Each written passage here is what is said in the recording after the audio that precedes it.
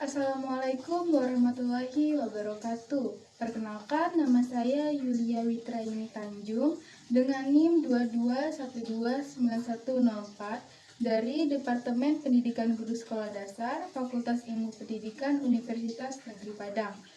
Pada video kali ini, saya akan menceritakan sebuah dongeng yang berjudul Timun Mas. Tujuan saya membuat video ini guna memenuhi salah satu tugas mata kuliah apresiasi sastra anak SD dengan dosen pengampu Bapak Muhammad Habibi, SPD, MPD. Sebelum mendongeng, saya akan menjelaskan apa itu legenda. Legenda merupakan genre cerita anak yang terdiri atas narasi yang menampilkan perbuatan manusia yang diyakini atau dipercayai oleh si pembaca atau pendengarnya sebagai suatu kisah nyata yang pernah terjadi. Dongeng atau legenda Timun Mas ini adalah cerita rakyat Jawa yang menceritakan seorang perempuan yang cantik, baik hati, cerdas, dan pemberani. Karena itulah dia sangat disayangi oleh ibunya. Suatu ketika, raksasa jahat ingin memakannya. Karena keberaniannya, ia berhasil melawan raksasa jahat itu. Penasaran gak sih kenapa raksasa itu ingin memakan Timun Mas? Lalu, bagaimana cara Timun Mas mengalahkan raksasa itu? Untuk cerita lebih jelasnya bisa menonton video ini karena saya akan menceritakan legenda Timun Mas ini kepada anak murid saya.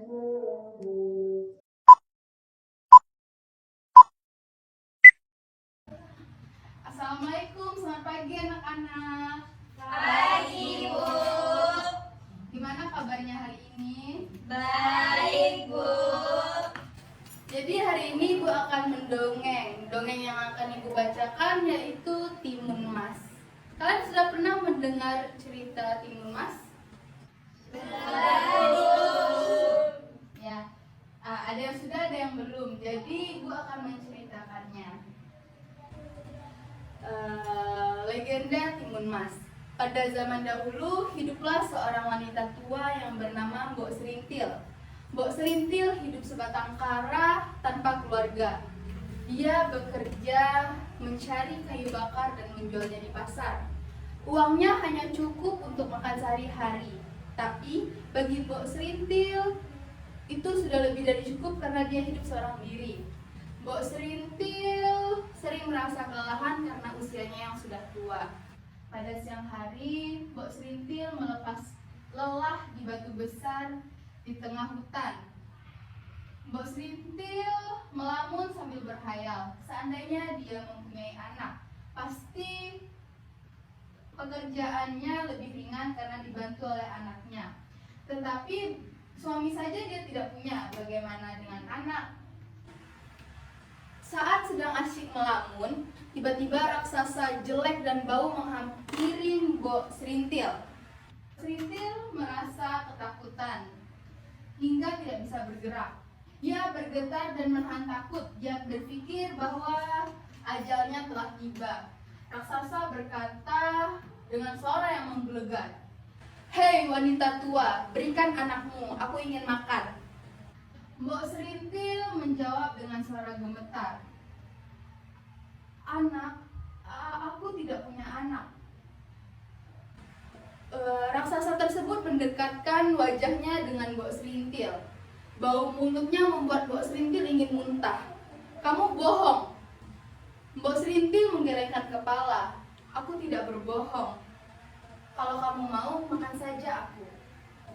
Menurut anak-anak sekalian, raksasa mau atau enggak makan Mbok Serintil? Tidak, Bu. Ya, benar sekali. Raksasa tertawa terbahak-bahak. Dia bilang, "Hahaha, aku tidak mau makan kamu. Kamu sudah tua dan peot. Daging kamu pasti sudah tidak enak. Itu pun kalau kamu punya daging. Gigiku akan sakit-sakit jika akan memakan tulang-tulangmu. Setelah itu, raksasa memberi sekantung biji timun kepada Mbok Serintil. Lalu dia berkata, tanamlah biji-biji timun ini. Salah satu timun ini akan berwarna emas dan muncul seorang bayi. Kamu rawat dan beri dia makan supaya dia sehat. Saat dia berumur 6 tahun, aku akan datang dan mengambil anak itu. Anak ini pasti akan menjadi santapan yang lezat. Paham? Raksasa menjelaskan kepada Mbok Serintil. Sekarang pergilah, bentak raksasa itu. Mbok Serintil menjawab, baiklah, aku akan pergi. Mbok Serintil berlari terbirit-birit. Sesampainya di rumah, Mbok Serintil melaksanakan perintah raksasa. Dia menanam biji-biji timun itu di perkarangan sebelah rumahnya. Dia merawat dan menyiram biji-biji timun itu hingga tumbuh dan berbuah. Ternyata benar apa yang dikatakan raksasa, ada satu buah yang berwarna emas. Mbok Serintil memberikan perhatian khusus kepada timun emas itu. Setiap hari timun itu semakin membesar. Lalu dia berkata, saatnya aku memotong timun ini. Dia memotong timun emas itu dengan berhati-hati. Betapa terkejutnya dia saat membelah timun itu, muncullah seorang bayi perempuan yang cantik. Dia berkata, wah, cantik sekali anak perempuan ini. Anak perempuan itu diberi nama Timun Mas. Timun Mas menjadi anak yang rajin, cerdas, dan terampil. Betapa bersyukurnya dia mempunyai anak seperti Timun Mas. Saat dia sedang bersama Timun Mas, terkadang Mbok Serintil terfikirkan dengan janji dia kepada raksasa, karena sebentar lagi umur Timun Mas 6 tahun. Kekhawatiran Mbok Serintil terbukti. Raksasa datang ke rumahnya dan menagih janjinya pada saat itu. Tapi untungnya Timun Mas sedang berjualan timun di pasar. Di mana anakku, nenek tua? Aku ingin memakannya, ucap raksasa. Mbok Serintil berusaha menenangkan raksasa. Anak itu masih berumur 6 tahun, dagingnya belum enak, datanglah 2 tahun lagi. Raksasa menyetujui apa yang dikatakan oleh Mbok Serintil itu. Lalu dia berkata, baik, awas ya, 2 tahun lagi aku akan datang. Hahaha. Mbok Serintil terus memikirkan nasib anaknya.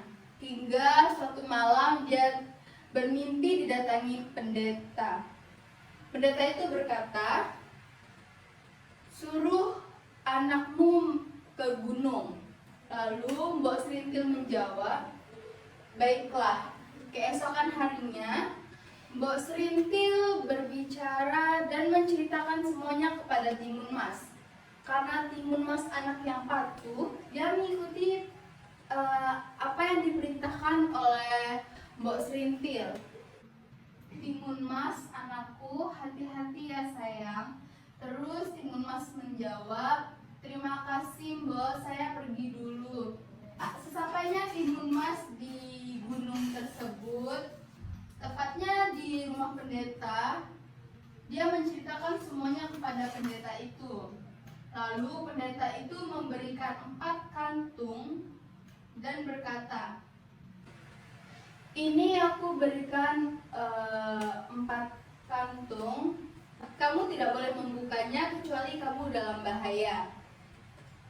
Timun Mas berterima kasih kepada pendeta itu dan dia pamit pulang. Sampainya di rumah, Timun Mas kaget, raksasa sudah sampai di depan rumahnya. Hah, raksasa itu udah tiba. Lalu Mbok Serintil berteriak. Lari Timun Mas, pergi yang jauh. Timun Mas berlari Dan raksasa itu tidak mau melepaskan Timun Mas. Dia mengejar Timun Mas. Timun Mas teringat dengan kata pendeta, "Lemparlah kantung itu jika dalam bahaya." Timun Mas melempar satu kantung pertama yang berisi biji timun. Biji timun itu tumbuh pohon timun yang besar dan luas.